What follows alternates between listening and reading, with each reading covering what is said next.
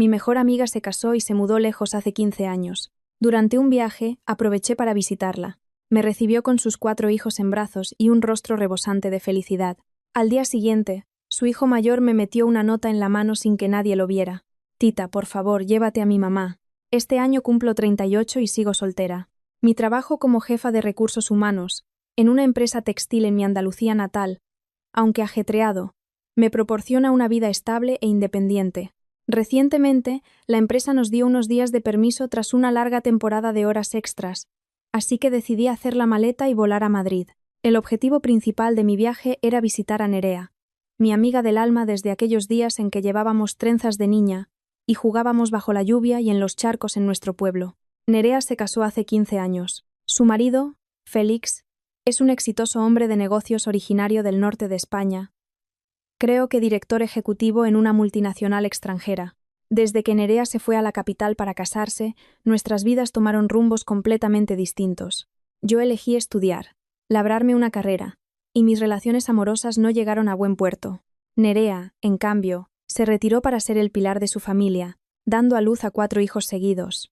Vivía la vida de una señora de la alta sociedad que era la envidia y admiración de todos en nuestro pueblo. En las redes sociales, el perfil de Nerea era un mundo idílico. Fotos de mesas repletas de comida casera impecablemente presentada, viajes de lujo, niños sonrientes con ropa de marca, y un marido que siempre la abrazaba por la cintura con ternura. Siempre me alegré en secreto por mi amiga, pensando que había encontrado un puerto seguro que compensaba su humilde infancia. Decidí no avisarla de mi llegada. Quería darle una sorpresa, ver su rostro iluminarse de alegría al abrazarme después de tantos años. Tenía la dirección de su chalet en una urbanización de lujo a las afueras de Madrid, anotada cuidadosamente desde hacía tiempo. El taxi desde el aeropuerto me llevó por calles arboladas y frescas, deteniéndose ante una imponente verja de hierro forjado con un diseño elaborado. Los muros que rodeaban la propiedad eran altísimos, adornados con costosas macetas de orquídeas. Ilusionada, arrastré mi pequeña maleta, llena de regalos de mi tierra, y pulsé el timbre. El sonido resonó durante un buen rato, pero nadie abrió. Cuando iba a pulsar de nuevo, me di cuenta de que una puerta auxiliar estaba entornada. Seguramente la empleada del hogar había salido a tirar la basura y no la había cerrado bien. Empujé la puerta con cuidado y entré en un patio de baldosas impolutas, sin una sola hoja caída. Pasé junto a una fuente de piedra con agua murmurante y me acerqué a la puerta principal de la casa, hecha de madera noble con tallas exquisitas. Justo cuando iba a llamar, una voz llegó desde la puerta entreabierta. Era la voz de Nerea, hablando por teléfono, pero no con su tono alegre y dulce de siempre. Era un timbre agudo, ahogado y tembloroso, al borde del pánico. Te lo juro, cariño.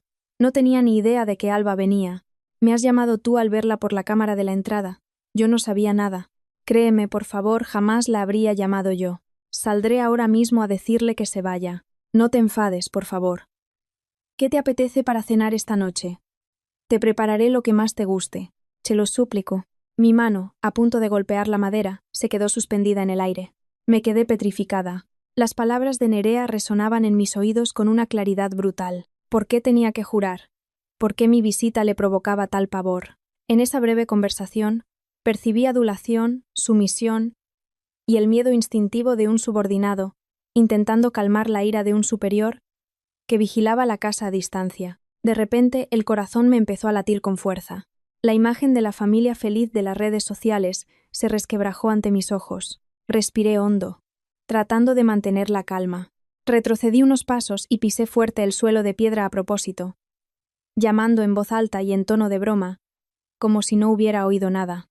Nerea, señora de la casa. ¿Estás ahí? Que te traigo un cargamento de delicias andaluzas a la puerta. Se oyeron pasos apresurados en el interior. Unos segundos después, la puerta se abrió de par en par. Allí estaba Nerea, con un maquillaje cuidado que no lograba ocultar su expresión pálida y asustada. Al verme, se quedó paralizada un instante. Sus ojos se desviaron rápidamente hacia la verja principal antes de volver a centrarse en mí. En lugar del grito de alegría que yo esperaba, forzó una sonrisa y se acercó para abrazarme. El abrazo fue flojo y rígido. Bajo su blusa de seda cara, sentí sus hombros huesudos y sus vértebras clavándose en mi brazo. 15 años después, Nerea conservaba la belleza de su juventud, pero su aura había cambiado por completo. La gruesa capa de maquillaje no podía ocultar las arrugas de cansancio en las comisuras de sus ojos, ni la inquietud permanente en su mirada. ¿Por qué no me avisaste para que mandara el coche a recogerte al aeropuerto? ¿Para qué gastar en un taxi? Me reprochó suavemente, mientras agarraba mi maleta y la metía en casa. Tenía unos días libres y quería darte una sorpresa. ¿Qué casoplón tienes dar? Me ha costado un mundo encontrarlo. Fingí una carcajada mientras entraba en el salón. Al cruzar el umbral, una ráfaga de aire helado del sistema de climatización central me golpeó en la cara. El salón era enorme, con el suelo de mármol pulido, un descomunal conjunto de sofás y una mesa de centro de madera noble con incrustaciones de nácar. Ocupaba el centro. Un televisor de pantalla plana estaba pegado a la pared, y jarrones de cristal de Murano se exhibían en un orden perfecto. Todo era lujoso y caro, pero desprendía una frialdad desoladora.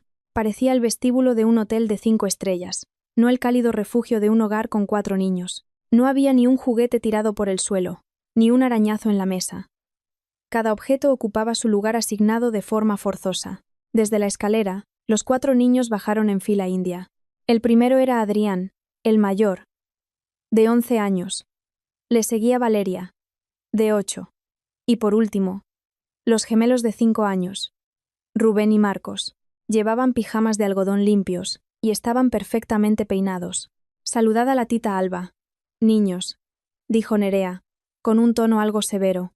Los 4 cruzaron los brazos.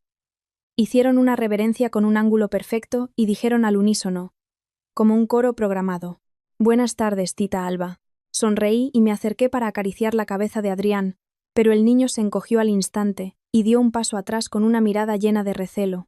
Su rechazo a mi contacto me dejó cortada. Rápidamente saqué de mi bolso unos mantecados y unas tortas de aceite que había traído de Sevilla y se los ofrecí. Normalmente, los niños se habrían lanzado a por ellos con entusiasmo, pero los hijos de Nerea simplemente extendieron las 2 manos para recibirlos. Dieron las gracias y se quedaron quietos, esperando la aprobación de su madre. Solo cuando Nerea asintió levemente, guardaron los dulces en los bolsillos y pidieron permiso en voz baja para subir a su cuarto a estudiar. No hubo risas, ni carreras, ni el típico alboroto infantil. Todo transcurrió en un silencio y un orden alarmantes. «¡Qué niños más buenos! Los tienes muy bien educados», comenté sentándome, con un cumplido que sonó falso. Nerea me sirvió un té. Su mano temblaba ligeramente, derramando unas gotas sobre la mesa de cristal. Se apresuró a limpiarlas con un paño, murmurando: «Félix es muy estricto con las normas en esta casa. No le gusta el ruido. Dice que los niños tienen que aprender modales desde pequeños». Durante toda la tarde intentamos ponernos al día, pero la conversación se interrumpía constantemente. Nerea no dejaba de mirar el reloj de péndulo de la pared. Cada 15 minutos, más o menos, se levantaba para revisar algún rincón de la casa, alisar el mantel o recolocar las zapatillas de estar por casa. Me di cuenta de que mi amiga vivía en un estado de tensión extrema, como si se preparara para recibir a un inspector implacable en lugar de esperar a que su marido volviera del trabajo. La fachada perfecta de esta familia adinerada era en realidad una armadura de espinas. A las 6 en punto de la tarde, el suave sonido de un motor de coche se oyó en el garaje. Nerea se levantó de un salto, como un resorte, y corrió hacia la puerta principal. Yo la seguí. Entró Félix, un hombre de 40 y tantos años, alto, con un traje a medida impecable.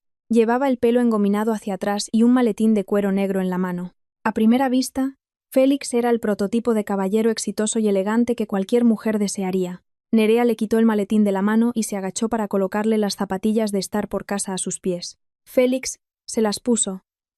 Paseó una mirada fría por el salón y finalmente se detuvo en mí. La comisura de sus labios se curvó en una sonrisa perfectamente ensayada. «Hola, Alba. Qué visita tan inesperada. Mi mujer no para de hablar de ti. Debes de estar agotada después del viaje desde Sevilla». La voz de Félix era grave, con el inconfundible acento de Madrid, pero carecía por completo de emoción. Sonreí para devolverle el saludo. «Hola, Félix. Tenía unos días libres, y me he escapado para ver a Nerea y a los niños. Espero no molestar». No avisé con antelación. «¿Qué dices?» «Es un honor para nosotros que la amiga de mi mujer nos visite. Desde que se vino a Madrid, mi esposa apenas sale de la cocina. Seguro que le viene bien tener a alguien con quien hablar». Félix hablaba en un tono monótono, alargando las palabras. Su comentario parecía cortés, pero contenía un menosprecio evidente. Acababa de relegar a su esposa a la cocina y al mismo tiempo presentaba mi visita como una obra de caridad suya. Nerea, a su lado, no dijo nada. ocupada en colgar el maletín y la chaqueta de su marido en el perchero. La cena se sirvió en el gran comedor, en una larga mesa cubierta con un mantel blanco inmaculado. Había 6 platos, decorados con esmero, como en un restaurante de lujo. Los 6 nos sentamos a la mesa. Félix presidía, Nerea y yo a un lado, los 4 niños al otro. Durante toda la comida, no se oyó el tintineo de los cubiertos contra los platos. Los niños masticaban en silencio, como autómatas. Cada vez que querían servirse algo que estaba fuera de su alcance, no se atrevían a estirar el brazo, sino que llamaban a su madre en un susurro para que se lo sirviera. El ambiente era tan asfixiante que sentí como el solomillo de ternera me bajaba a duras penas por la garganta. Para romper el silencio, empecé a hablar de mi trabajo en la empresa textil, contando algunas anécdotas sobre la gestión de personal. Félix, con calma, se sirvió un trozo de besugo, masticó lentamente y dijo con su voz grave: «Está bien que las mujeres trabajen y tengan su independencia, pero en mi opinión, una casa sin la mano de una mujer que la cuide no vale para nada. Los hombres construimos el hogar, las mujeres deben mantenerlo. Los asuntos importantes de fuera son cosa de hombres. Las mujeres solo necesitan cumplir con su deber de cuidar del marido y los hijos para ser virtuosas». «¿No crees que tengo razón, Alba?»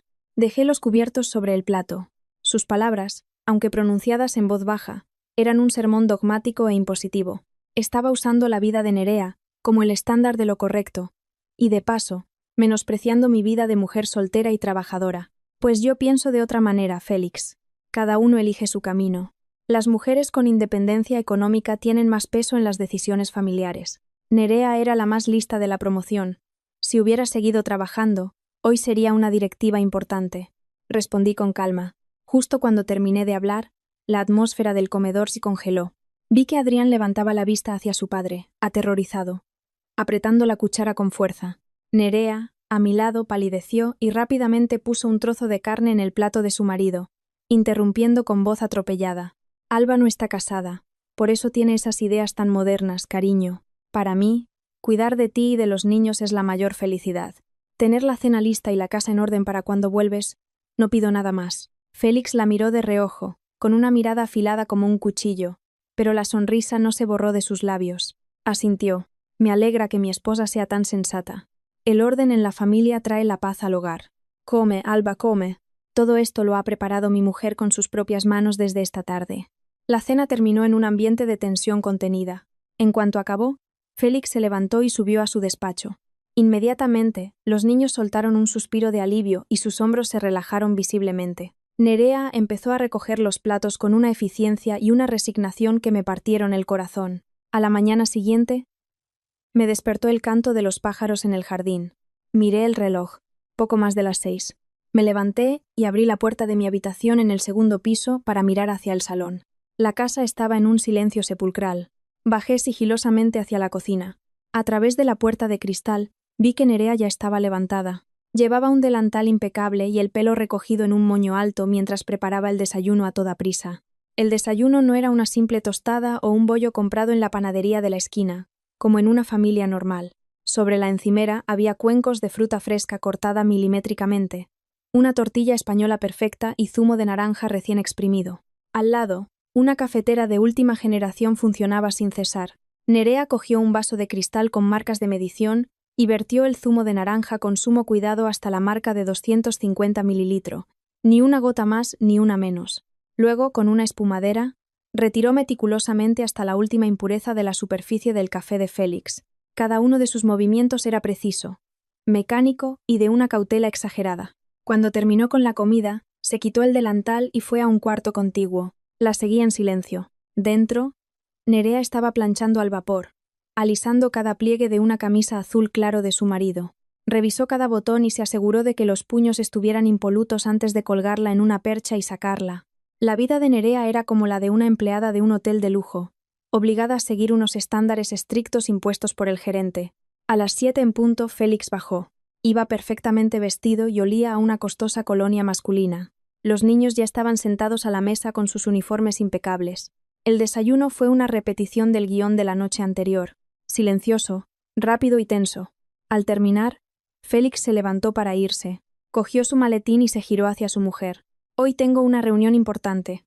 Cuando limpies mi despacho, solo pasa un paño por la mesa. Te prohíbo terminantemente que toques los documentos de la carpeta azul que está en la esquina derecha». Ya te advertí la última vez sobre los papeles que se movieron. Sí, cariño. Lo recuerdo, respondió Nerea con la cabeza gacha y en voz baja. Félix salió hacia el coche, y la pesada verja de hierro se cerró con un chasquido seco. En el instante en que el coche desapareció de la vista, sentí un cambio palpable en la casa. El aire opresivo pareció disiparse. Los 4 niños soltaron el aire a la vez, y sus posturas se relajaron. Adrián corrió escaleras arriba a por su mochila, y los pequeños empezaron a reír y a cuchichear, mientras veían un fragmento de dibujos animados en la televisión. Antes de que llegara el autobús escolar, Nerea también parecía haberse quitado un peso de encima. Se llevó una mano al pecho, y se giró para mirarme con la primera sonrisa genuina que le veía desde que llegué. Ya se ha ido a trabajar. Recogemos esto y te llevo a un centro comercial. Los niños solo tienen clase por la mañana hoy. Les he prometido un helado. Vi a Nerea recoger los platos a toda prisa, y una profunda tristeza me invadió. Mi amiga vivía en una jaula de oro. Una jaula construida con dinero y prestigio, pero cerrada a cal y canto con las reglas de un patriarcado cruel. Solo podía respirar de verdad, vivir de verdad, cuando su carcelero salía por esa verja de hierro. ¿No te cansas, Nerea?, le pregunté en voz baja, acercándome al fregadero. Nerea detuvo sus manos, cubiertas de espuma. Evitó mi mirada e intentó sonar despreocupada. «¿Qué va? No es para tanto. Cualquier mujer casada tiene mucho trabajo en casa. Cuidar de mi marido y de mis hijos me hace feliz». Seguía intentando proteger esa fachada, pero mi intuición de mujer me decía que detrás de esa resignación había algo mucho más oscuro.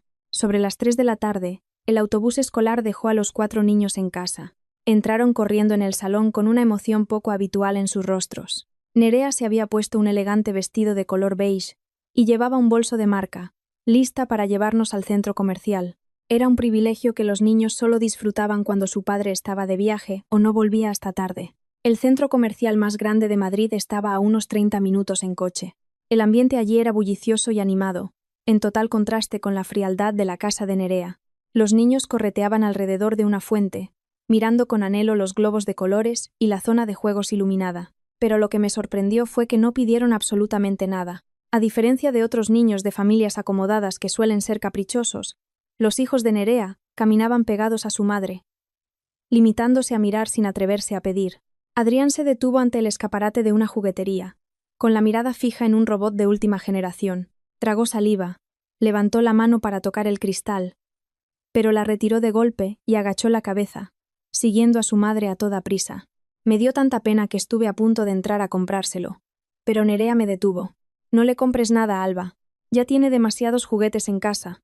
A Félix no le gusta que los niños pierdan el tiempo con esas tonterías en lugar de estudiar. Si lo llevamos a casa, nos regañará a los dos». Su negativa me dejó un sabor amargo. Dimos una vuelta y luego bajamos al supermercado del sótano para comprar la cena. Allí la naturaleza ahorradora de Nerea se hizo evidente. A pesar de llevar un bolso de decenas de miles de euros y unos zapatos de tacón carísimos, sopesaba cada manojo de verduras, comparaba el precio de las bandejas de carne y calculaba hasta el último céntimo. Elegía los productos en oferta y las verduras más baratas. El contraste entre su apariencia lujosa y su comportamiento austero me intrigó. Con una casa tan impresionante y un marido director, ¿por qué tienes que mirar tanto el dinero?, le pregunté en voz baja, mientras buscaba la fecha de caducidad en un cartón de leche. Nerea forzó una sonrisa descompuesta. «Cada euro que se ahorra, bienvenido sea. A Félix no le gusta que derrochemos». Llegamos a la caja con el carro lleno. La cajera pasó los productos rápidamente y anunció el total. «Son 150 euros con 20 céntimos». Nerea abrió su bolso y sacó una brillante tarjeta de crédito dorada. La cajera la pasó por el datáfono. El aparato emitió un pitido agudo, y la pantalla mostró un mensaje en rojo. La chica lo intentó de nuevo y luego miró a Nerea con lástima. «Señora, la tarjeta da saldo insuficiente. ¿Tiene otra?». El rostro de Nerea se sonrojó de golpe. Sus ojos se abrieron de par en par, aterrorizados. La mano que sostenía la cartera le temblaba sin control. La gente de la cola empezó a murmurar. Nerea buscó desesperadamente en su cartera de piel, pero no había ninguna otra tarjeta, ni un solo billete grande.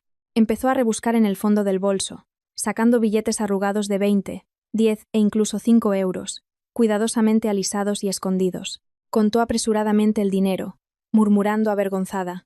¿No será un error del sistema? Me ingresaron el dinero a principios de mes. A ver si con esto llega. El puñado de billetes en su mano no llegaba a los 50 euros. El corazón se me encogió. La señora de un chalet de 1.000.000 de euros no tenía ni 200 euros para hacer la compra. La tarjeta de crédito tenía el saldo controlado. Lo entendí todo al instante. Félix controlaba hasta el último céntimo de la economía familiar. Le asignaba una cantidad fija para gastos mensuales, y no podía pasarse ni un euro. Esos billetes pequeños eran, sin duda, el dinero que Nerea había ido arañando, ahorrando de las compras baratas, para tener un pequeño fondo de emergencia. Rápidamente saqué mi cartera y le di a la cajera 3 billetes de 50. «Cobra de aquí, por favor». Y la vuelta. En efectivo dije en voz alta para acallar los murmullos. Nerea se quedó con la cabeza gacha, agarrando el bolso con tanta fuerza que sus nudillos se pusieron blancos. Al salir del supermercado, me llevó a un rincón apartado cerca de los ascensores. Con los ojos llenos de lágrimas y la voz entrecortada, dijo: «Lo siento mucho. En cuanto lleguemos a casa, buscaré la forma de devolvértelo. Qué vergüenza me da contigo».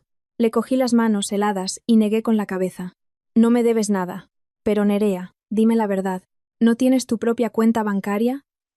¿Félix te controla el dinero hasta este punto?» Nerea apretó los labios.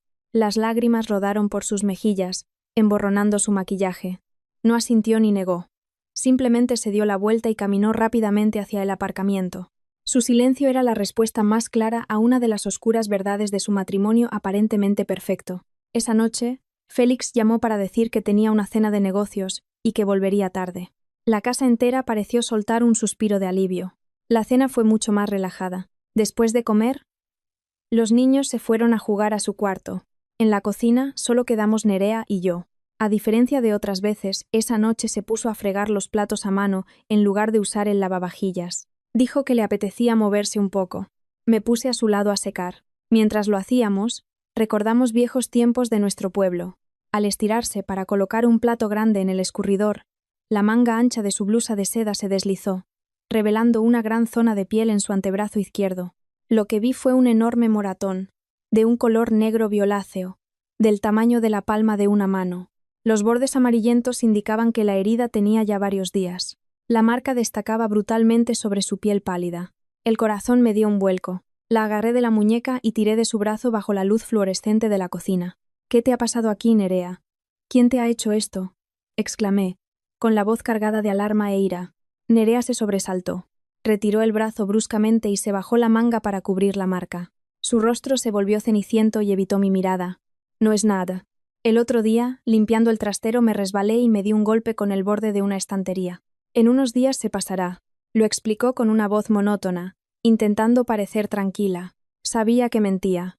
Una herida por un golpe contra una estantería no tendría esa forma redondeada ni estaría en la cara interna del brazo. Era claramente la marca de una mano que aprieta con fuerza o de un golpe con un objeto contundente. Sin embargo, no quise presionarla en ese momento. Me sequé las manos en silencio. Fui a la vinoteca de la casa. Elegí una botella de Rioja y serví 2 copas de cristal. Le di una a Nerea y la llevé a la terraza. El viento nocturno de Madrid traía un frío húmedo. Nos sentamos en unos sillones de mimbre, bebiendo a sorbos el vino tinto. Bajo el efecto del alcohol, las defensas de Nerea empezaron a ceder. Sus ojos se enrojecieron y las lágrimas comenzaron a caer en silencio. Lloraba sin hacer ruido. Me habló de la asfixia que sentía en esa casa, de la presión de ser la esposa perfecta, la madre modelo, la señora impecable para mantener la reputación de su marido. Me contó las noches de insomnio, aterrorizada por si a la mañana siguiente cometía el más mínimo error que rompiera las reglas de Félix. Tenía miedo de las miradas críticas de sus amigos de la alta sociedad, de los reproches de su familia política. Pero en ningún momento mencionó el moratón de su brazo, ni ningún acto de violencia por parte de su marido.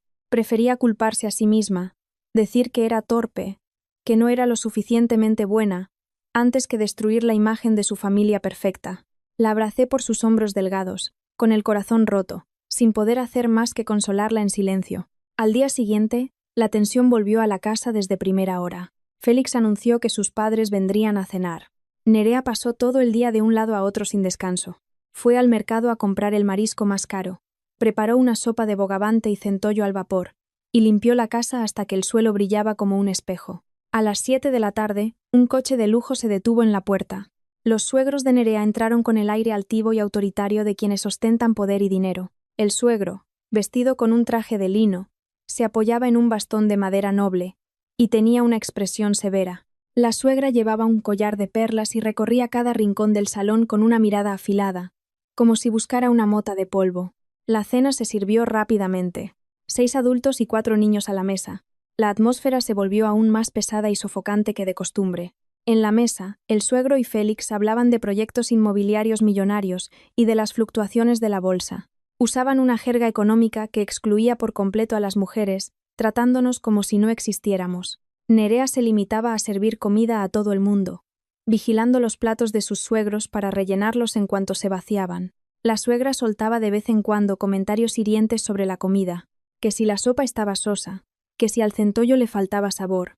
Nerea agachaba la cabeza y se disculpaba por todo. El punto álgido de la tensión llegó cuando la conversación derivó hacia la educación de los niños. El suegro dejó los cubiertos, carraspeó y miró a Nerea. El rendimiento de Adrián en el colegio ha bajado este año. Tú, como madre que está en casa sin tener que preocuparse por ganar dinero, deberías dedicar toda tu energía a la educación de los nietos. Nuestra familia tiene un linaje, un prestigio.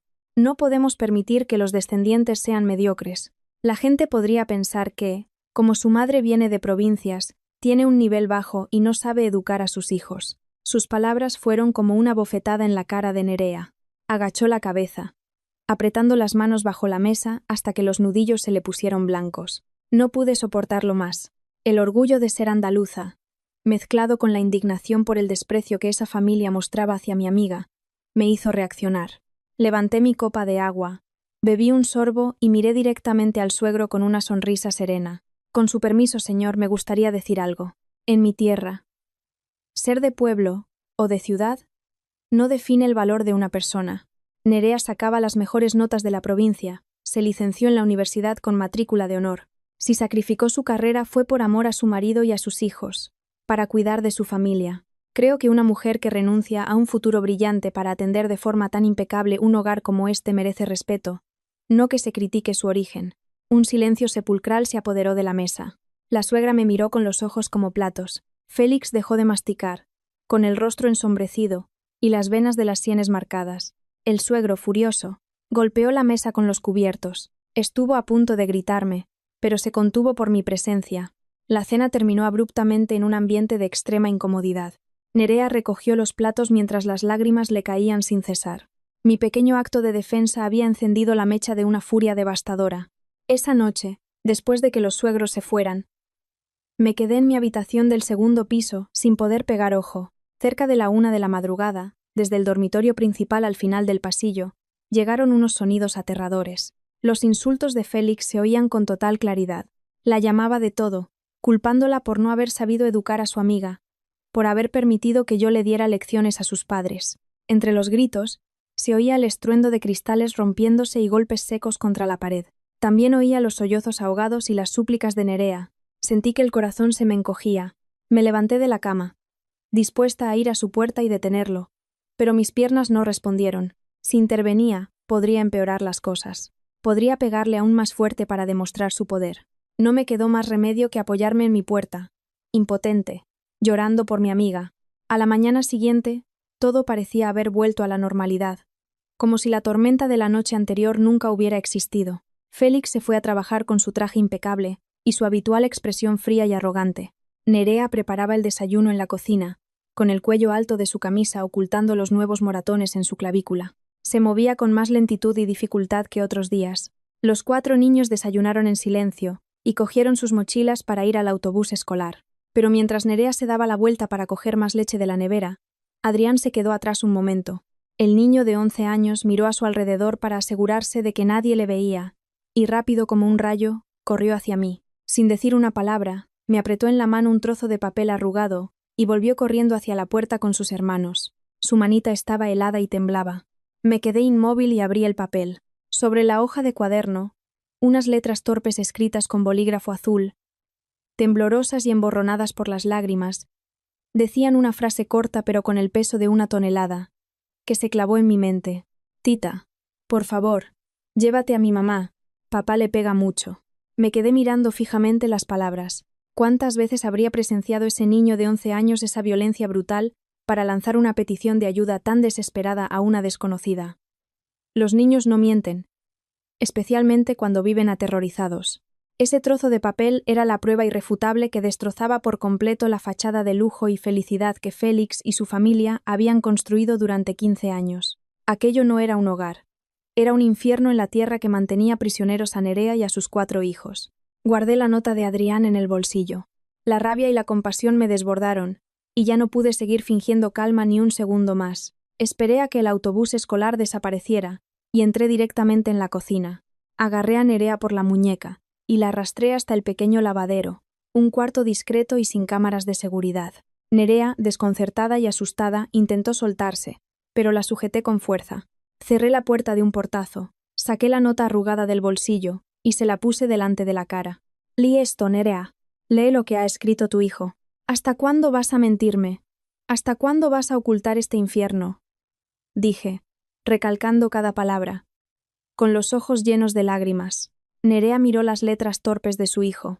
En menos de 3 segundos, la coraza que había construido durante 15 años se derrumbó por completo. Sus piernas flaquearon y se deslizó por la pared hasta quedar sentada en el suelo frío. Se cubrió la cara y rompió a llorar a gritos. Un llanto desgarrador, contenido durante años de humillación y dolor. Se remangó las mangas y se desabrochó los primeros botones de la camisa.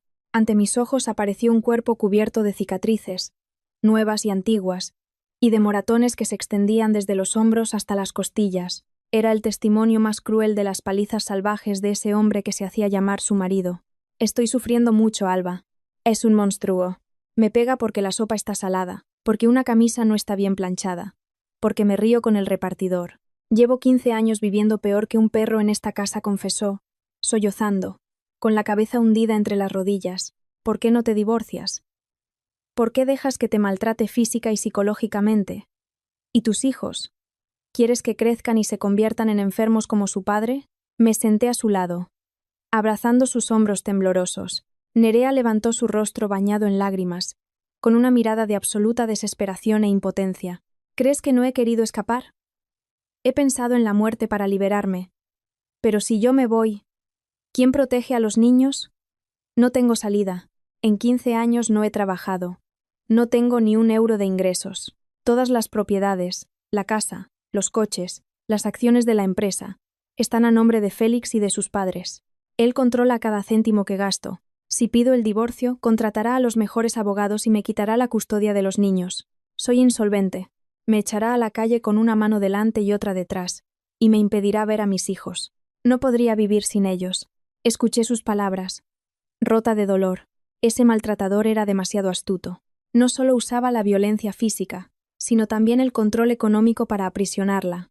Le había arrebatado la confianza en sí misma, su capacidad de ser independiente, convirtiéndola en un pájaro con las alas rotas, encerrado para siempre en una jaula de oro. Las lágrimas y la confesión de Nerea despertaron en mí un instinto de protección. Me di cuenta de que la compasión no servía de nada. Para salvarla de ese demonio, necesitábamos actuar. Necesitábamos a la ley y, sobre todo, necesitábamos pruebas. Nerea no podía irse de esa casa con las manos vacías y dejar a sus hijos con un maltratador. Teníamos que encontrar pruebas de los bienes gananciales o del dinero que Félix pudiera tener oculto para tener ventaja en la negociación del divorcio. Ayudé a Nerea a levantarse y le sequé las lágrimas. Mi voz se volvió firme y decidida. Escúchame, Nerea. A partir de ahora me quedo aquí para ayudarte. No podemos seguir llorando. Tienes que ser fuerte por tus hijos. Lo primero es encontrar los papeles que demuestren los bienes comunes del matrimonio. ¿Dónde los guarda Félix? Nerea se secó las lágrimas e intentó pensar con claridad. Señaló hacia el segundo piso. Todos los documentos importantes. Las escrituras. Los contratos. Los guarda en su despacho. Esa habitación siempre está cerrada con llave. Nos tiene prohibido entrar a mí y a los niños. Ni siquiera para limpiar. Solo por fuera. Él limpia por dentro. No tengo la llave ni sé la combinación de la caja fuerte. Tiene que haber una copia de la llave escondida en alguna parte. Félix es demasiado desconfiado para tener solo una firme con seguridad. A la mañana siguiente, Félix se fue a trabajar temprano. Como siempre, Nerea tuvo que llevar a Valeria a una revisión dental en el centro. Era la oportunidad perfecta. El enorme chalet estaba solo para mí. En cuanto el coche de Nerea se perdió de vista, empecé a buscar la llave. Entré en el dormitorio principal. Revisé cada cajón, las cajas de relojes. Félix era un experto en esconder cosas. Después de una hora, no había encontrado nada. Frustrada, salí al pasillo y mi vista se posó en un jarrón de cerámica alto que había en una consola junto a la pared. Un presentimiento me hizo acercarme. Me puse de puntillas y metí la mano dentro. Mis dedos tocaron un objeto metálico y frío. Lo saqué. Eran 3 llaves pequeñas atadas con un cordón negro. El corazón me dio un brinco de alegría. Subí corriendo al segundo piso, directa al despacho prohibido. La llave giró en la cerradura. Tras 2 intentos fallidos, la tercera llave abrió con un clic. Giré el pomo y entré en el santuario del tirano. El despacho era espacioso, con olor a cuero y madera de roble. Un escritorio enorme presidía la estancia, con una librería que cubría toda la pared trasera. Me acerqué al escritorio y empecé a registrar los cajones. Sin embargo, aparte de informes de empresa y la famosa carpeta azul, no encontré escrituras, libretas de ahorro, ni ningún documento de propiedad personal. Parecía que todo lo importante estaba en otro lugar más seguro, o no existía en formato físico. Me mordí el labio, pensativa. Mi mirada se posó en el ordenador de sobremesa de gran pantalla. Era muy probable que todos los secretos financieros de Félix estuvieran almacenados digitalmente allí. Me senté con cuidado en el pesado sillón de cuero y encendí el ordenador. La pantalla se iluminó, pidiendo una contraseña. El corazón se me aceleró. Si me equivocaba demasiadas veces, el sistema podría bloquearse o enviar una alerta al móvil de Félix. Cerré los ojos y recurrí a mis habilidades de análisis psicológico. Félix era un patriarca, un tirano que veía a su familia como una posesión. Hombres así suelen usar fechas de nacimiento o números relacionados con su linaje para satisfacer su ego controlador. Probé con la fecha de nacimiento de Félix. Error. Probé con la fecha de fundación de su empresa. Acceso denegado. Me quedaba un último intento. Pensé en lo que más valoraba en esa casa. Despreciaba a Nerea, pero tenía todas sus esperanzas puestas en Adrián, su primogénito, su heredero. Con manos temblorosas, tecleé lentamente la fecha de nacimiento de Nerea seguida de la de Adrián. Pulsé Enter. La pantalla parpadeó y de repente apareció el escritorio principal. Solté un suspiro de alivio. El escritorio del ordenador estaba impecablemente organizado. La mayoría de las carpetas contenían documentos de proyectos. Nada de alta seguridad. Busqué en las unidades de disco, en los archivos ocultos, pero no encontré nada. Justo cuando iba a rendirme, mi vista se desvió hacia la parte trasera de la torre del ordenador, bajo la mesa. En una ranura de conexión, asomaba un pequeño objeto negro. Me agaché y lo iluminé con el móvil.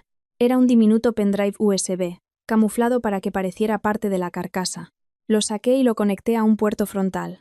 El ordenador lo reconoció al instante. Apareció una unidad con un nombre de caracteres extraños. Hice doble clic. No tenía contraseña. Félix, demasiado confiado en su control, había sido descuidado. Aparecieron varias carpetas con nombres en clave. Abrí la primera. Dentro había archivos de imagen, vídeo y hojas de cálculo. Mi instinto me dijo que había encontrado el talón de Aquiles del tirano. Abrí un vídeo. Las imágenes me helaron la sangre. Estaba grabado por una cámara de seguridad a las 2 de la mañana en el almacén de un gran hospital privado. Un grupo de hombres con monos de trabajo cargaban cajas de madera con logotipos de material médico en un camión sin matrícula. En una esquina, reconocí la figura de Félix supervisando la operación y entregando un sobre abultado al guardia de seguridad. Era una prueba clara de desvío ilegal de material sanitario. Abrí las hojas de cálculo. Eran libros de contabilidad paralelos. Félix había usado su cargo para crear contratos ficticios. Había fundado 4 empresas fantasma a nombre de parientes lejanos. Cada mes, miles de euros del presupuesto de la multinacional se transferían a esas empresas en concepto de consultoría o compra de material. Desde allí, el dinero se blanqueaba y se convertía en patrimonio personal oculto. Cuanto más investigaba, más horrible era la verdad. Había fotos de Félix en reservados de restaurantes de lujo con maletines abiertos llenos de fajos de billetes para sobornos. Félix no era solo un maltratador, era un delincuente económico a gran escala. Un documento llamado Análisis de Riesgos me llamó la atención. Lo leí por encima y me quedé horrorizada. La multinacional de Félix estaba bajo una auditoría interna, y era muy probable que sus delitos salieran a la luz en pocos meses. La empresa estaba al borde de la quiebra. Félix estaba desviando desesperadamente todos los activos a cuentas en el extranjero. Y lo peor de todo, había usado en secreto la casa y el nombre de Nerea para solicitar enormes préstamos a prestamistas. Estaba preparando su huida, dejando a su mujer, sin ingresos, con una deuda multimillonaria, Si Nerea no se divorciaba de inmediato y delimitaba los bienes, acabaría en la cárcel por él. Saqué el pendrive apretándolo en mi mano. Era el salvavidas de Nerea y la sentencia de muerte de Félix. Lo guardé en el bolsillo, apagué el ordenador, borré mis huellas y salí del despacho. Sobre las 4 de la tarde, Nerea volvió con los niños.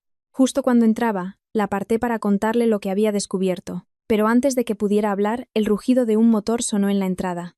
El coche de Félix entró en el garaje a toda velocidad. Salió con el rostro desencajado y los ojos inyectados en sangre. Sin quitarse la chaqueta ni cambiarse los zapatos, subió directamente a su despacho. Nerea, pálida, se llevó una mano al pecho. Los niños se acurrucaron asustados en el sofá. 5 minutos después, Félix bajó las escaleras como una bestia herida.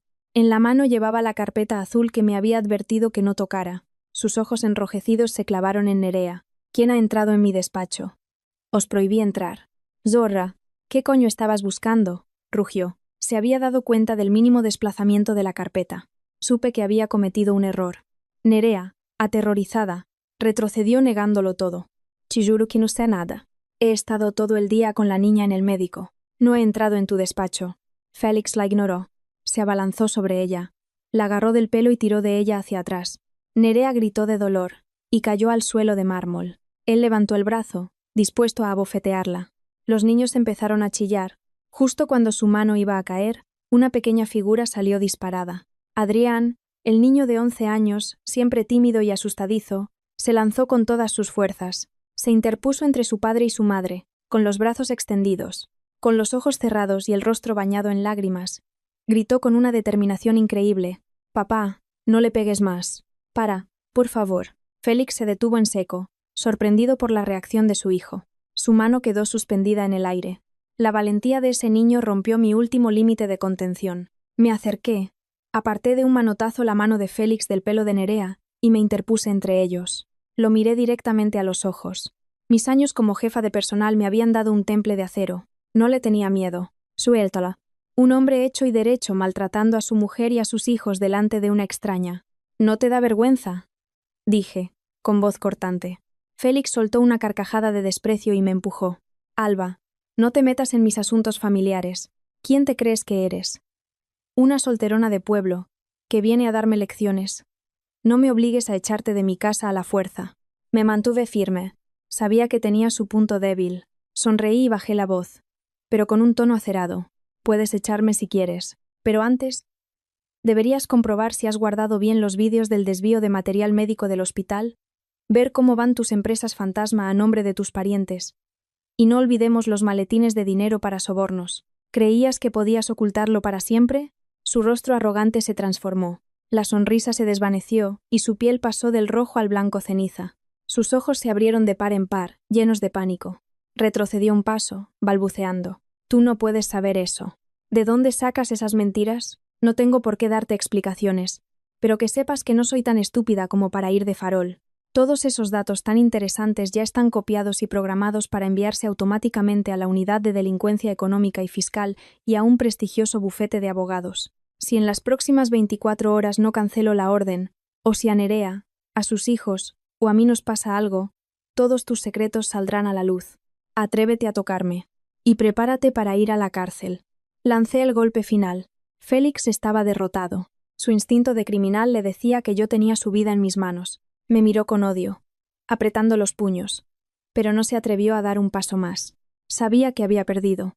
¿Qué quieres?, siseó entre dientes. Que no haya más violencia. Que me dejes pasar la noche aquí tranquilamente. Mañana me iré y haré como si no supiera nada. Si me creas problemas, atente a las consecuencias. Félix respiró hondo, conteniendo su ira. Lanzó una mirada de odio a Nerea. Se dio la vuelta y subió a su habitación, cerrando de un portazo. La casa quedó en un silencio aterrador. Nerea abrazó a Adrián, llorando. Me arrodillé y los abracé a los dos. Iba a ser una noche muy larga. A la mañana siguiente, Madrid amaneció con una llovizna fría. El ambiente en la casa era irrespirable. Félix bebía café en el salón, lanzándome miradas de odio. Sabía que estaba tramando algo. Un hombre como él no dejaría que alguien que conocía sus secretos se fuera tan fácilmente. Fingí que necesitaba salir a comprar algunos productos típicos de Madrid antes de irme. Félix asintió, con una sonrisa torcida. Salí y caminé hacia un mercado cercano. Al doblar una esquina, un presentimiento me hizo mirar el reflejo de un escaparate. Un joven con una chaqueta negra y una gorra me seguía a unos 20 metros. Félix había puesto a alguien a vigilarme. Mantuve la calma y entré en la zona más concurrida del mercado. Aprovechando que un carro de reparto bloqueó la visión del hombre, me deslicé por un puesto de carne y me metí en un callejón que daba a otra calle. Corrí hasta mezclarme con la multitud. Lo había despistado. Mi primera parada fue una pequeña tienda de móviles. Compré un teléfono básico y una tarjeta SIM de prepago. Luego, en una tienda de informática, compré un pendrive nuevo. Finalmente, encontré un locutorio cutre en un callejón. Era el lugar más seguro. Me senté en un rincón. Conecté el pendrive de Félix y copié todos los datos al nuevo. Creé una cuenta de correo anónima. Y envié los archivos más importantes, comprimidos y con contraseña, a Iker, un amigo de la universidad que ahora era un reputado abogado penalista en Sevilla. Le añadí un mensaje. Guarda esto. Espera mi llamada. Nerea está en peligro. Envié el correo y borré todo rastro del ordenador. Los datos oscuros estaban ahora en manos seguras. Metí el pendrive original en el fondo de mi mochila y guardé el nuevo teléfono. El rescate había comenzado oficialmente. Cuando volví al chalet, el ambiente era extrañamente tranquilo. Félix se había ido a la oficina. Al entrar, vi a Nerea llorando abrazada a Adrián. Me contó, aterrorizada, que Félix acababa de llamar. La semana que viene vendría un tasador del banco. Con la excusa de necesitar liquidez para la empresa, le exigía que firmara los papeles para hipotecar la casa, un bien ganancial. Nerea estaba destrozada. La llevé a su habitación y cerré con pestillo. Le conté toda la verdad, la inminente quiebra, el desfalco, su plan de fugar y dejarla a ella con una deuda millonaria. Nerea se quedó sin fuerzas. Pensaba que su marido era solo un tirano, no un monstruo capaz de destruir a su propia familia. La agarré por los hombros y le exigí que reaccionara. Le dije que reuniera todo el dinero que había escondido. Sería su fondo para la batalla legal que se avecinaba. En los ojos de Nerea, el pánico dio paso al odio y a la determinación. El instinto maternal se impuso. Asintió, se secó las lágrimas y empezó a preparar su huida. Al mediodía, terminé de hacer mi maleta. Félix volvió para supervisar mi marcha. Su secuaz le habría informado de que le había perdido la pista. Me observaba desde el salón, lleno de rabia contenida. Bajé con la maleta. Me acerqué a Nerea y la abracé. En ese momento, fuera de la vista de Félix, metí el teléfono de prepago en el bolsillo de su chaqueta y le susurré. Manténlo calma. Protege a los niños. Espera mi mensaje. Ella asintió. Félix me despidió con un sarcasmo venenoso. Buen viaje, Alba. Espero que encuentres pronto a alguien. Que estar sola es muy triste. No te preocupes por mí, Félix. La vida da muchas sorpresas. Cuida bien de tu hogar perfecto, le respondí con una sonrisa cargada de significado. Su rostro se ensombreció. Cogí un taxi, pero no fui al aeropuerto. Le pedí al taxista que diera vueltas por la ciudad antes de dejarme en un hostal barato del centro. Desde allí, llamé a una organización de ayuda a la mujer. Les conté la gravedad del caso, 15 años de maltrato. El plan de Félix. Me concertaron una cita urgente con una trabajadora social, Mai, para esa misma tarde. Le envié un mensaje a Nerea. Salia, di que vas al supermercado. Media hora después, nos encontramos en una cafetería discreta. La llevé a la oficina de la organización. Allí Nerea se derrumbó. Mai, una mujer experimentada y amable, fotografió sus heridas como prueba. Escuchó su historia y trazó un plan. Le explicó sus derechos, cómo solicitar una orden de alejamiento de emergencia, y le ofreció un lugar en una casa de acogida esa misma noche para ella y los niños. Por primera vez en 15 años, Nerea sintió el amparo de la ley. Esa noche, volé de vuelta a Sevilla. Al aterrizar, recibí un mensaje de Nerea desde un número desconocido. Estamos a salvo. Los niños están asustados, pero bien. Gracias. A la mañana siguiente, le llevé el pendrive a Iker. Al ver las pruebas, se dio cuenta de la gravedad del asunto. Preparamos una denuncia anónima con todas las pruebas y la enviamos a la Unidad de Delincuencia Económica y Fiscal. Al mismo tiempo, en Madrid, con la ayuda de los abogados de la organización, Nerea presentó la demanda de divorcio, junto con los informes médicos, el testimonio escrito de Adrián y la solicitud de medidas urgentes. El juez emitió la orden de alejamiento ese mismo día. 3 días después, la policía irrumpió en la oficina de Félix. Fue detenido allí mismo. Sus cuentas y las de sus empresas fantasma fueron congeladas. El imperio de Félix se vino abajo. En la vista del divorcio, apareció esposado y demacrado. Sus padres, avergonzados, no se atrevieron a levantar la vista. Ante las pruebas de maltrato y la amenaza de más cargos penales, Félix no tuvo más remedio que ceder. Le concedió a Nerea la custodia total de los 4 hijos y una parte de los bienes legales no embargados como compensación. Nerea salió del juzgado con la sentencia de divorcio en la mano, bajo el sol de Madrid. Con el dinero, alquiló un piso acogedor y empezó una nueva vida trabajando como cajera en un supermercado. Era una vida más humilde, pero por fin, una sonrisa sincera iluminaba su rostro. Sus hijos, especialmente el valiente Adrián, ya no vivían con miedo. Corrían y reían libremente. Mi amiga Nerea había destrozado con sus propias manos su jaula de oro, y había salido a la luz para empezar a vivir de nuevo.